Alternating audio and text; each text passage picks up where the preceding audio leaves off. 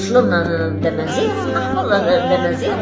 معناها دوكا داي دوكا دمازيغ يبقى دوكا دمازيغ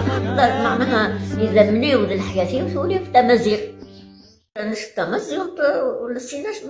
بالعربي ما نعرفش كلام بالعربي يعني. يكلمني بابا بكلام الدمازيغ أي واش لا يدوي دمازيغ يما يشوف لا يدوي دمازيغ عمي وجدي وجداي كل عيلة وحدة عشنا العيلة نقيم قلح وشنا عشنا العيلة عمري 80 سنة نشت دمازيغ ودوي بالعربي وتقداش كان دمازيغ تبعد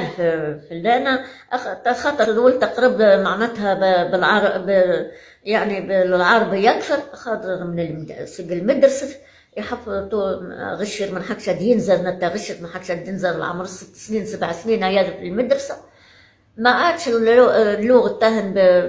معناها بالدمازيغ بعدت تحسن الدمازيغ ذا يقيم ديما حي وديما دمازيغ واللي تمتاوش ديما حي وين ينزل نمس نذيل سنا ذا غشر ذا مزيان يعلم دمازيغ ذا دس ديما ستعلم دمازيغ اسمها تولي تتعدي في الناس حتى شي ما تسعد تجاوب الميت لا يكفي